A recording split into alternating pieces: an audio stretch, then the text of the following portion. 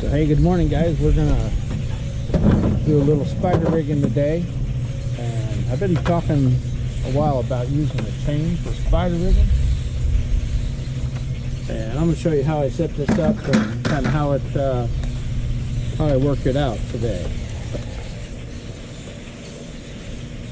Have to excuse the background noise. I had a bunch of starlings just come in and land in this tree.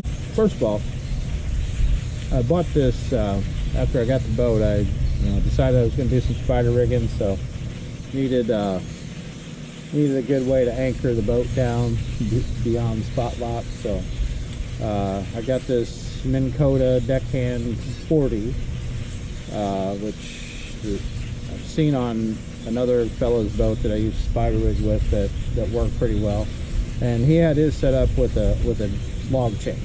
My chain's not as substantial as the one he had, but it works out pretty well. It's like 17 pounds. So, but I'm just going to show you how I rigged this right quick, and then we'll get off to doing some spider rigging. We'll talk more about how this works. So, basically what I'm doing, anyway, I'm going to endeavor to put this chain onto this clevis here, but the issue is this chain, although it weighs 17 pounds, it's about 10 foot long. So I don't want 10 foot of chain dragging out behind the boat while I'm fishing. So basically what I'm going to do is double that chain, and to where I've only got about 5 foot hanging down, and it's a little more manageable that way. Plus I think it helps concentrate the weight in one place instead of being so long. And there's the donkey right on cue. Like I say, I'm just going to kind of double this chain over about like so. It doesn't have to be perfect. Put my clevis back on. I'm hoping you can see this. And now I've got that firmly attached to my rope there. What I do while I'm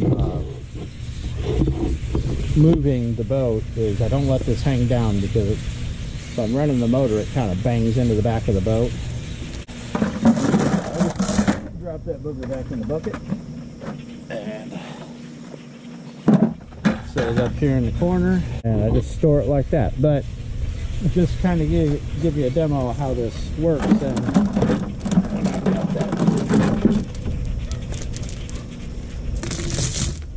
when I've got that chain pulled up here,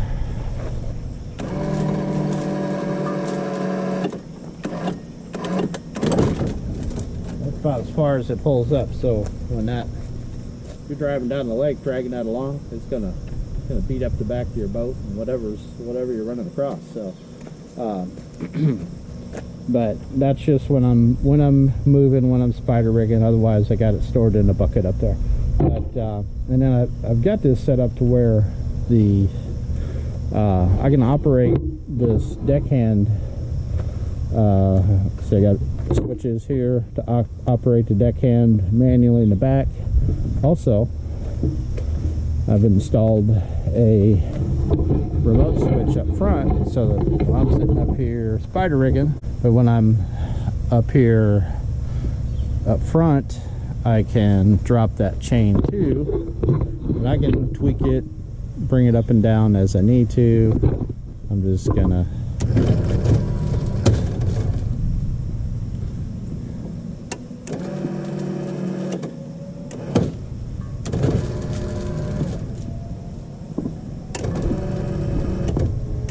that's just a quick demo of what I've got working with that. So real handy. Not something I'm going to use all the time.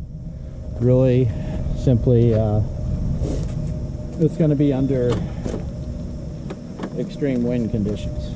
Anyway, that's all I got for that. We're going to go do some spider rigging now, and I'll demonstrate as we go here today how that looks out.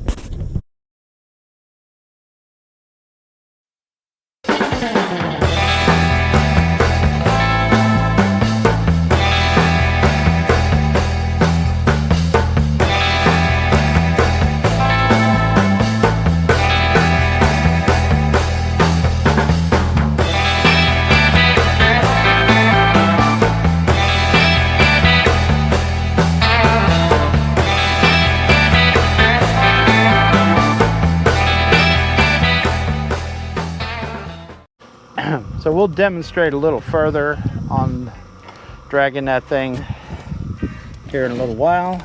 We're going to be spider rigging today, and we're going to be using only jigs. We're probably going to get some jigs ate up by bluegills today. It's October 1st, and today we're going to feature a variety of colors from Brushpile Jigs.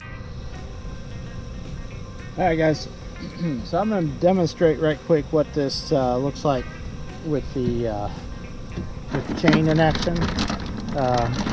Not necessarily something we need to do today because there ain't much wind, and drift socks should be sufficient for what we're doing here. But like I say, I just want to show you kind of how this operates. And again, I can do this from up front too once I get the chain deployed, but just so I can make sure the camera is seeing this right.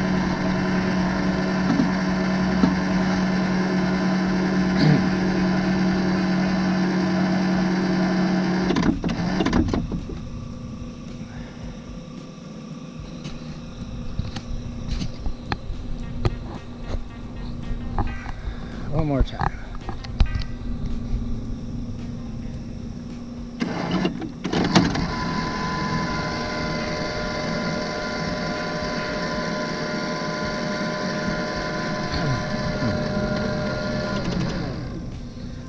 Again, this would only be in an extreme wind situation because there are complications to using this in tandem with the drift socks, in that the drift socks can tend to get wrapped around this thing and the motor.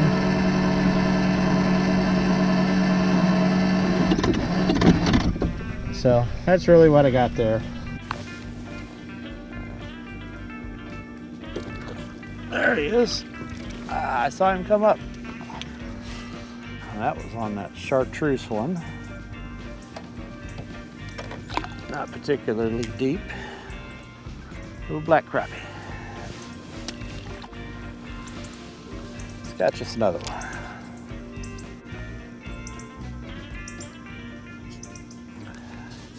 And my work is done here. I said 1 or 2 fish we might trip over. I got my one. Let's go home. Oh, fish on. Oh, bluegill. Yeah, had a feeling I might run into a couple of those today. Grab that black and chartreuse jig.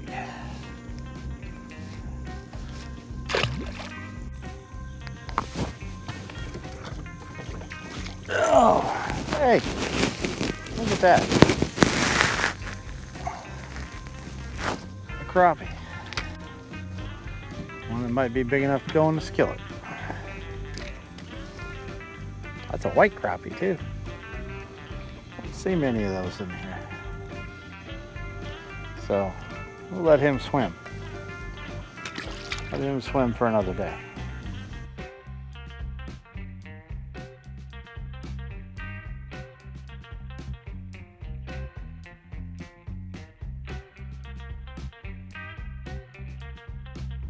So that's going to do it for this episode. Make sure you check out the all-new my724outdoors.com page. Hit up the forums and post your adventures. It's great stuff. Also, check out my socials at Panfish Guy on Facebook, Daniel Palmer 5623 on Instagram, at PanfishG on Twitter, or my webpage at panfishguy.com. Log on and grab some swag for your favorite fishermen. If you like this video, please like, share it with your friends, and subscribe to the channel. Rub a little fish slime on that notification bell so you'll be notified when I infrequently post a video. Hey, knock it off!